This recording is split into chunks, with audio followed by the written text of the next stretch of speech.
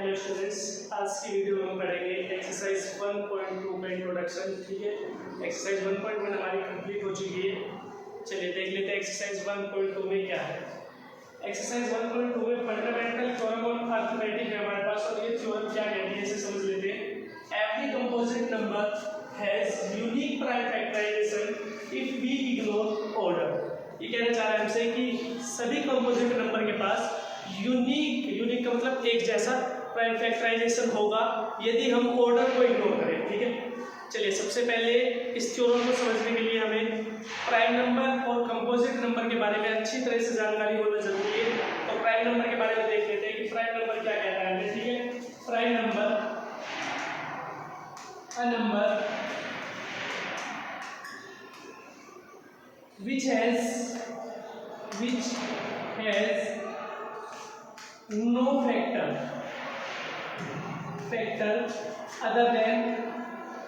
other than 1 and number itself। ठीक है, तो हमने प्राइम नंबर के बारे में देखा कि a number which has no factor other than 1 and number itself. इसका मतलब क्या है कि एक ऐसा नंबर जिसके पास 1 और खुद नंबर के अलावा कोई और फैक्टर ना हो, वो नंबर क्या कहलाते हैं हमारे प्राइम नंबर कहलाते हैं। लेकिन वो नंबर 1 से बड़ा होना चाहिए, 1 को हम प्राइम नंबर नहीं लेकर चलते। ठीक है, तो 2 से आते हैं हमारे पास 2 हो गया, 3 हो गया, 4 नहीं होगा। क्यों नहीं होगा? क्योंकि 4 के पास 4 फैक्टर है और 2 फैक्टर है, तो इसके पास तो एक फैक्टर आ गया अभी 1 के 4 के अलावा। देखिए 4 है हमारे पास, तो 4 की क्या क्या फैक्टर हो सकते हैं? 1 हो सकता है, 2 भी तो फैक्टर है, और 4 हो सकता है। लेकिन डेफिनेशन क्या कहती है? A number which has no factor other than 1 and number itself, यानी कि 1 के अलावा कोई नंबर क्या है 4, इसके अलावा कोई फैक्टर जिस नंबर का नहीं होगा वो नंबर क्या कहलाएगा? हमारा प्राइम नंबर कहलाएगा। लेकिन 4 में क्या आ गया? 1 तो फैक्टर है, 4 भी फैक्टर है, लेकिन साथ ही साथ ये 2 भी तो आ रहा है, इसमें भी ये 2 भी फैक्टर है, तो ये इस डेफिनेशन को कवर नहीं करता, तो 4 हमारे पास प्राइम नंबर नहीं होगा। 5 पर आते हैं, 5 के जब आप फैक्टर करेंगे 5 का फैक्टर 1 होगा या 5 होगा, तो यहाँ पर हमारे पास क्या आ गया? 5 भी आ गया, 7 आ गया, 9 नहीं होगा, 8 नहीं होगा, 10 नहीं होगा, 11, और ऐसे ही आप चलते जाएंगे। ठीक है, तो आई होप कि आपको प्राइम नंबर के बारे में अच्छे से समझ आ गया होगा। अब हम चलते हैं कंपोजिट नंबर की तरफ। ठीक है, कंपोजिट नंबर क्या होते हैं वो देख लेते हैं एक बार।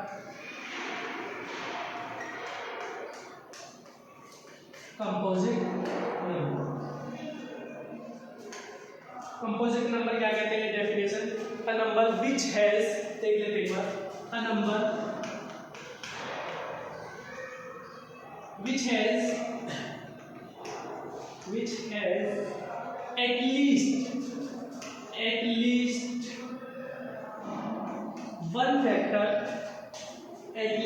one factor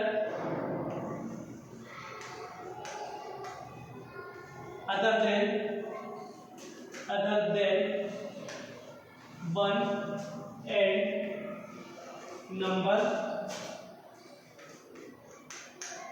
number itself। देखिए डेफिनेशन क्या करें? अ number which has at least one factor other than 1 and number itself, यानी कि एक ऐसा नंबर जिसका कम से कम एक फैक्टर और होगा, किसके अलावा? नंबर के, और 1 के अलावा एक फैक्टर और होगा। देख लेते हैं एक बार हमारे पास क्या है। इसमें 4 है, 4 के टोटल फैक्टर क्या होंगे? 1 हो सकता है, 2 हो सकता है और 4 हो सकता है। ठीक है, यहाँ से 4 के टोटल फैक्टर हो गए। देखिए ये नंबर हो गया, नंबर इटसेल्फ। 4 के बारे में बात कर रहे हैं तो इसके इटसेल्फ क्या होगा? 4। 1 हो गया। ठीक है, इन 1 और 4 के अलावा कम से कम एक फैक्टर होना चाहिए।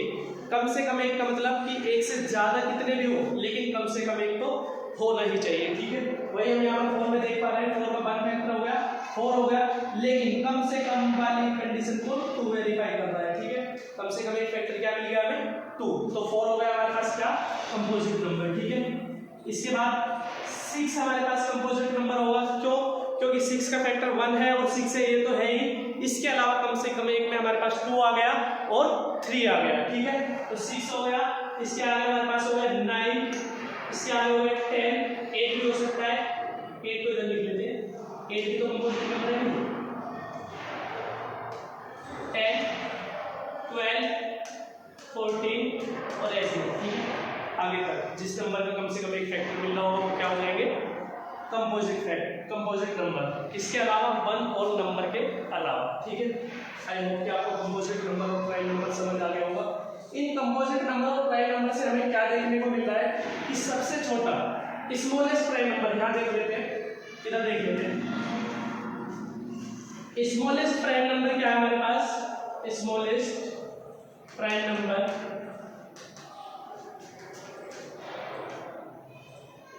स्मॉलेस्ट प्राइम नंबर हो गया हमारे पास 2, स्मॉलेस्ट प्राइम नंबर 2 है। और इसके अलावा यहाँ पर देखिए जितने भी प्राइम नंबर हमारे पास आएंगे उनमें 2 ही इवन नंबर होगा, 2 के अलावा जितने भी प्राइम नंबर हमारे पास है वो सारे क्या है, ऑड नंबर होंगे, ठीक है। इस चीज का भी ध्यान रखें, ठीक है। यहाँ पर लिख लेते हैं 2 is only even prime number, सिर्फ 2 ही एक ऐसा इवन नंबर है जो कि प्राइम है, इस 2 के अलावा कोई भी इवन नंबर प्राइम नंबर हमारे पास नहीं है, ठीक है। अब कंपोजिट नंबर के बारे में जब हम देखेंगे तो हमारे पास स्मॉलेस्ट कंपोजिट नंबर क्या है, 4, ठीक है। आई होप कि आपको अब प्राइम नंबर और कंपोजिट नंबर क्लियर हो गया होगा। अब आप देखते हैं हम वापस डेफिनेशन पर, फंडामेंटल थ्योरम ऑफ अरिथमेटिक क्या कह रही है, every composite number has unique prime factorization if we ignore order, ठीक है। अब फैक्टराइजेशन और प्राइम फैक्टराइजेशन में डिफरेंस देखते हैं कि फैक्टराइजेशन और प्राइम फैक्टराइजेशन में क्या डिफरेंस है, ठीक है। प्राइम नंबर आई होप आपको समझ आ गया होगा, तो इसे हटा लेते हैं यहाँ से।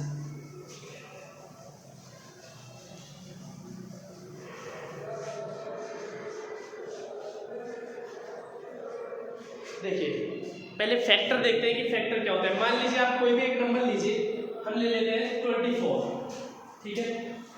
24 के क्या फैक्टर हो सकते हैं, 1 है, 2 है, 3 भी है, 4 भी है, 6 भी है, 8 है, 12 है और 24 है। ये सारे क्या है, ये सब 24 के फैक्टर है। फैक्टर का मतलब क्या है कि 24 इन टेबल से कंप्लीटली डिवाइड हो सकता है, ठीक है। फैक्टर का मतलब यही है कि 24 जो है इन टेबल से कंप्लीटली डिवाइड हो जाएगा, ठीक है। प्राइम फैक्टराइजेशन का मतलब क्या हो जाएगा कि कोई नंबर हमें दिया हुआ है, मान लीजिए 24 ही ले लेते हैं, ये 24 दिया है, अब हमें इसे प्राइम नंबर से डिवाइड करते हुए जाना है और जो भी नंबर हमारे पास टोटल आएंगे उसके प्रोडक्ट के रूप में 24 को दिखा देंगे। ये होता है हमारे पास प्राइम फैक्टराइजेशन। देख लेते हैं एक बार, ये 24 है हमारे पास, इसके प्राइम फैक्टराइजेशन ये 12 हो गया, 2 से डिवाइड किया, फिर 2 से डिवाइड किया तो 6 हो गया, फिर 2 से डिवाइड किया तो 3 हो गया, और 2 के बाद क्या प्राइम नंबर हमारे पास आ रहा है, 3 आ रहा है, 3 से डिवाइड किया तो 1 हो गया, ठीक है। अब इस 24 को ही कुछ बच्चे ऐसे कर सकते हैं, भाई प्राइम फैक्टराइजेशन 24 में ही वापस करना चाहिए। आधे बच्चे सोचे कि स्टार्टिंग में 3 से कर दें, 3 8 24 हो गया। देखिए अब कुछ बच्चों के दिमाग में आ रहा होगा कि शायद इसे 8 से कंप्लीटली डिवाइड क्यों नहीं कर सकते, डायरेक्ट 8 से कर दे। 8 से हमें नहीं करना है, यहाँ पर हमें क्या करना है, प्राइम नंबर से इसे डिवाइड करना है, ठीक है। प्राइम नंबर से डिवाइड करना है, तो हम 24 को कर चुके, 3 प्राइम नंबर है, 3 से डिवाइड कर दिया। अब इसके बाद हमें देखना है कि 8 किस प्राइम नंबर से डिवाइड हो सकता है, जिससे डिवाइड कर रहे हैं वो क्या होना चाहिए, प्राइम नंबर ही होना चाहिए, तभी बनेगा ये हमारे पास प्राइम फैक्टराइजेशन, ठीक है। तो आप 8 को डिवाइड कर रहे हैं किससे, 2 से डिवाइड कर ले रहे हैं, 4 हो गया, फिर 2 से कर ले रहे हैं 2 हो गया, और फिर 2 से कर ले रहे हैं 1 हो गया, ठीक है।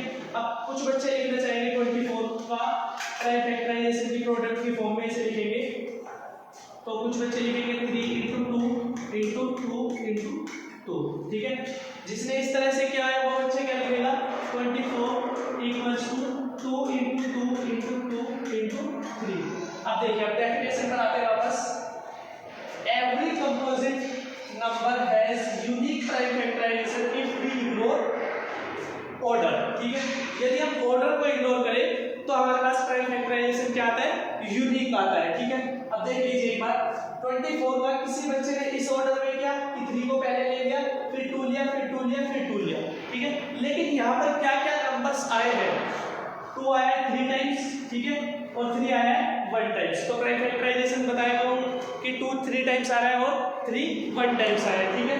अब इसके बाद देख लेते हैं हम, जिस बच्चे ने इस तरह से किया होगा उसका प्राइम फैक्टराइजेशन क्या है, 2 × 2 × 2 × 3। यहाँ पर भी क्या आ रहा है, 2 की पावर 3 × 3 की पावर 1, यही तो आ रहा है भाई। प्राइम फैक्टराइजेशन यदि पूछे आपसे तो 2 आया है 3 टाइम्स और 3 आया है 1 टाइम्स। सेम इसमें भी 2 3 बार आया है और 3 1 बार आया है। हिंदी में बोलना चाहे तो ऐसे बोल देते हैं। इधर भी 2 जो है वो 3 बार आया है और 3 1 बार आया है, ठीक है। तो इसी को बोलते हैं कि यूनिक प्राइम फैक्टराइजेशन। यूनिक का मतलब एक जैसा, एक जैसे है ना भाई। बस इसने क्या किया, 3 को पीछे लिखा है और इस बच्चे ने क्या किया है, 3 को आगे लिखा है, लेकिन है तो एक जैसा भाई। जो नंबर्स आए वो सेम टाइम्स आए, तो इसे बोलते हैं यूनिक प्राइम फैक्टराइजेशन और इसमें ऑर्डर को इग्नोर कर रहा है, ठीक है।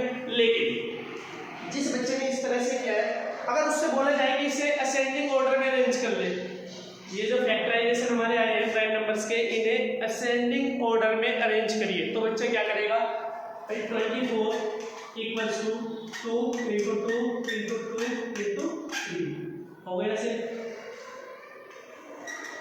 ये और ये सेम हो गया। अब ऑर्डर भी सेम हो गया, ठीक है। तो यही कहना चाह रहा है यहाँ पे, every composite number has unique prime factorization. सभी कंपोजिट नंबर जो है उनका प्राइम फैक्टराइजेशन एक जैसा होगा। यूनिक का मतलब एक जैसा होगा इफ वी इग्नोर ऑर्डर, यदि हम ऑर्डर को इग्नोर करके चले। ऑर्डर को इग्नोर करने का मतलब यही है कि कोई बच्चा 3 को लास्ट में लिख सकता है और कोई बच्चा 3 को स्टार्टिंग में लिख सकता है। यही मैटर है बस ऑर्डर को इग्नोर करने के लिए जो बोल रहा है वो, ठीक है। आई होप कि आपको ये समझ आ गया होगा, ठीक है।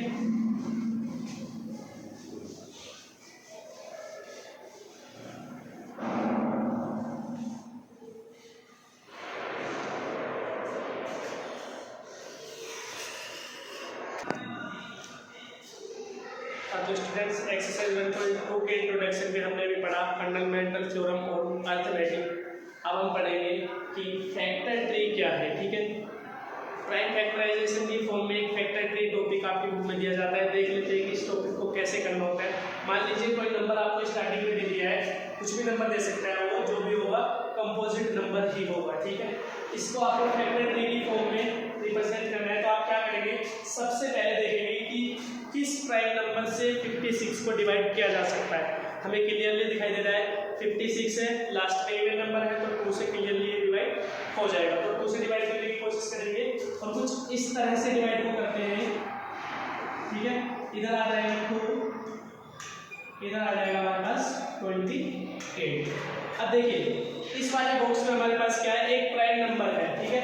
तो प्राइम नंबर जब हमें मिल जाए तो उसको डिवाइड नहीं करना है, जो वापस से कंपोजिट नंबर मिल रहा होगा उससे वापस ट्री बनाने की कोशिश करेंगे, ठीक है।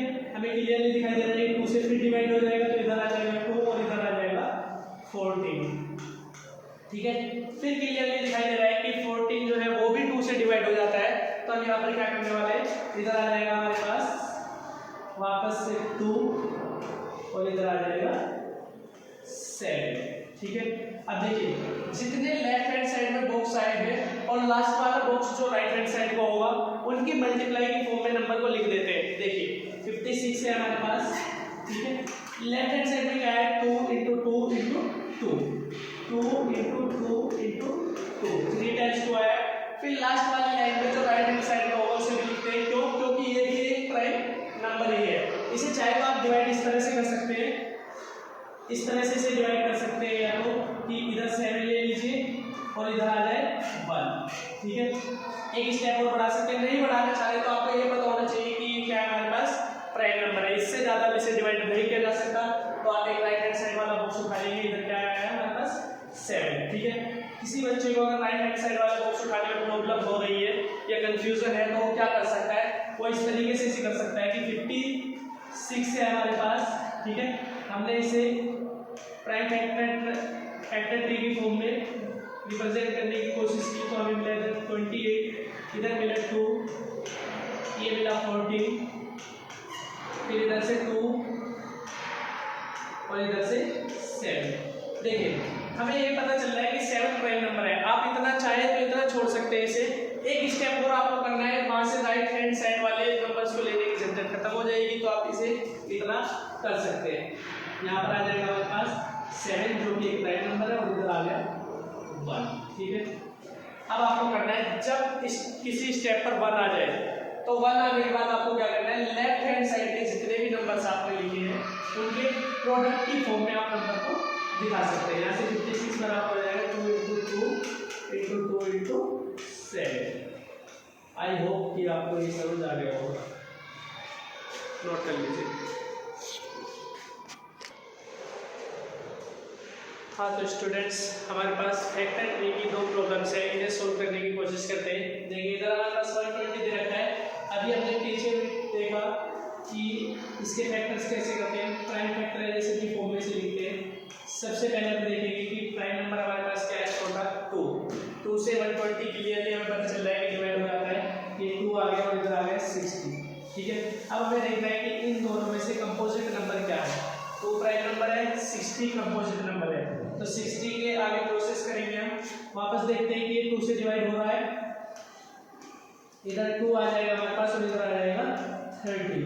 ठीक है, अब ये तो आपके पास प्राइम नंबर हो गया। ठीक है, लेकिन 30 क्या है, आपके पास एक कंपोजिट नंबर है, तो आपको इसमें वापस से ये फैक्टर ट्री वाला रूल में अप्लाई करेंगे। इधर आ गया 15। ठीक है, अब देखिए 15 किससे डिवाइड हो रहा है, तो उससे तो डिवाइड होता नहीं है। 3 भी हमारे पास क्या है, प्राइम नंबर है, तो 3 से ये क्या हो जाएगा, डिवाइड हो जाता है 3 से। ये 3 आ जाएगा इधर हमारे पास और ये आ जाएगा 5। आप चाहे तो यही छोड़ दीजिए क्योंकि आपको क्लियरली पता है कि 5 क्या है, प्राइम नंबर है। नहीं छोड़ना चाह रहे तो एक स्टेप और कर लेते हैं, क्या है, ये आ जाएगा इधर 5 और इधर आ गया 1। ठीक है, अभी देखिए इसी क्वेश्चन में आपको एक चीज समझाते हैं। ये देखिए जो 5 आया होगा ये कैसे आया है, 5 और 1 की मल्टीप्लाई करके।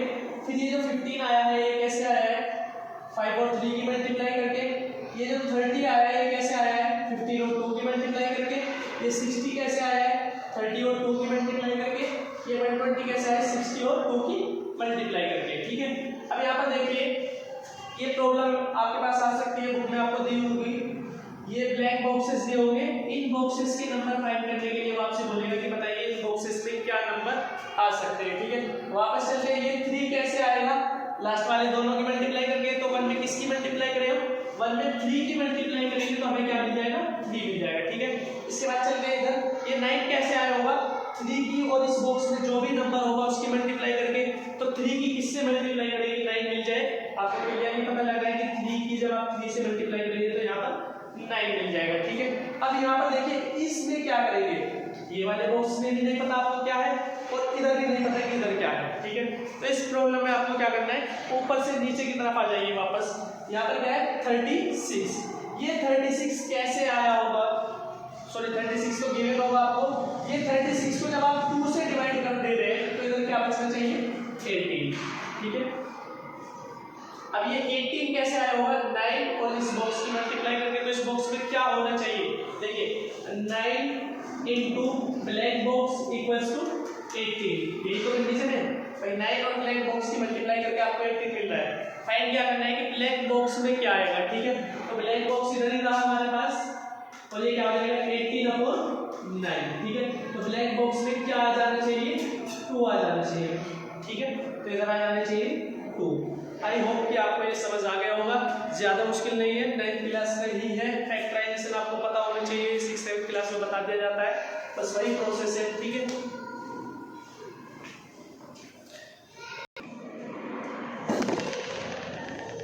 हेलो स्टूडेंट्स, एक एग्जांपल देख लेते हैं। एग्जांपल में क्या कह रहा है हमसे, चेक वेदर 4 की power n can ends with 0 for any natural number n।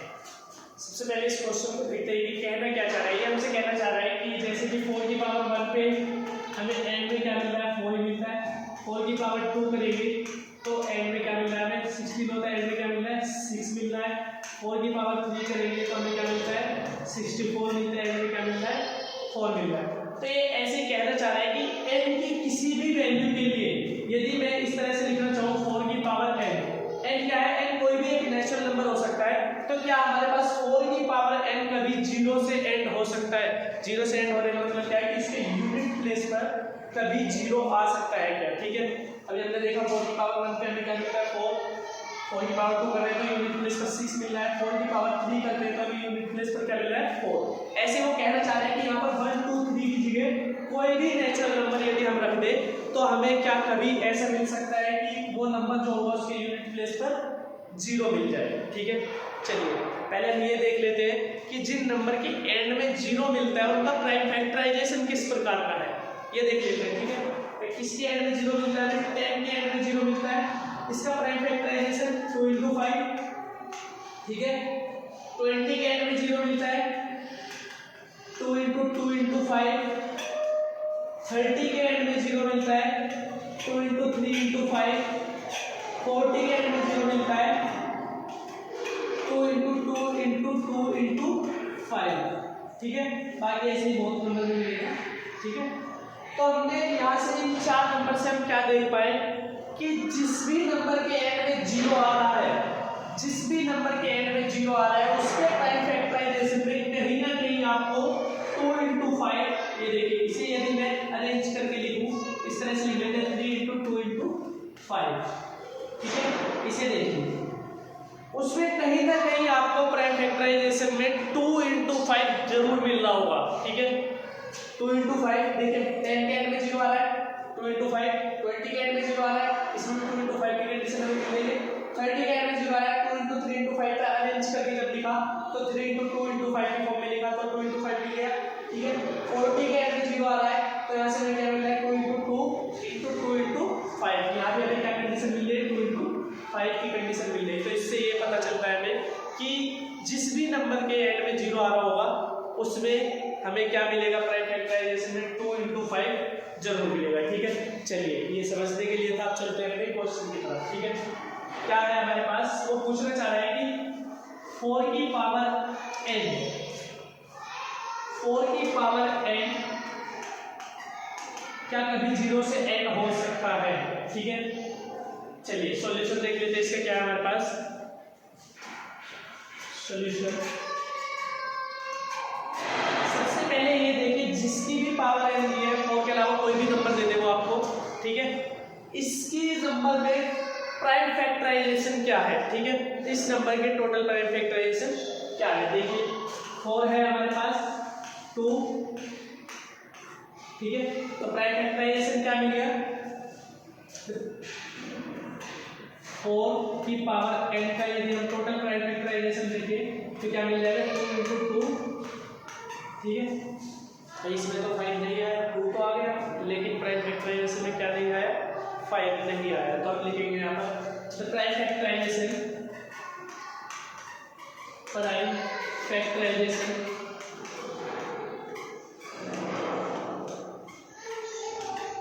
देखिए किसी बुक में आपको ये फैक्टराइजेशन में SA, ये जो SA आया है यहाँ पर Z भी लिखा हुआ मिल सकता है, तो उससे कोई टेंशन नहीं है, पढ़ा जाएगा वो प्राइम फैक्टराइजेशन। ठीक है, तो प्राइम फैक्टराइजेशन ऑफ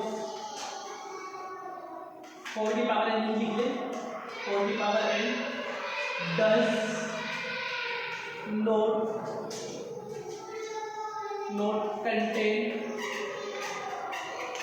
2 × 5। 2 × 5 होना चाहिए ना, तो वही लिख रहे हैं। कुछ बच्चे डायरेक्ट लिख देते हैं कि 5, वो भी ठीक माना जाता है, लेकिन यहाँ पर पूरा दिखाएंगे तो ज़्यादा अच्छा है कि 2 × 5 नहीं मिलता। ठीक है, does not contain 2 × 5 as factor, hence 4 की power n can never be else with 0। ठीक है, देखिए अगर मैं आपको वही समझाया कि किसी भी नंबर के एंड में 0 तभी आएगा जब उसके प्राइम फैक्टराइजेशन में 2 × 5 होगा। यही बात है हमने यहाँ पर लिखी है कि 4 की पावर n के जो प्राइम फैक्टराइजेशन है उसमें 2 × 5 फैक्टर की फॉर्म में नहीं आता, तो ये नंबर कभी भी एंड विद 0 नहीं हो सकता। इतना ही लिखा गया है, आप अपनी लैंग्वेज में लिख सकते हैं, समझना ज़्यादा इंपॉर्टेंट है। ठीक है, आई होप कि आपको समझ आ गया होगा। कल मिल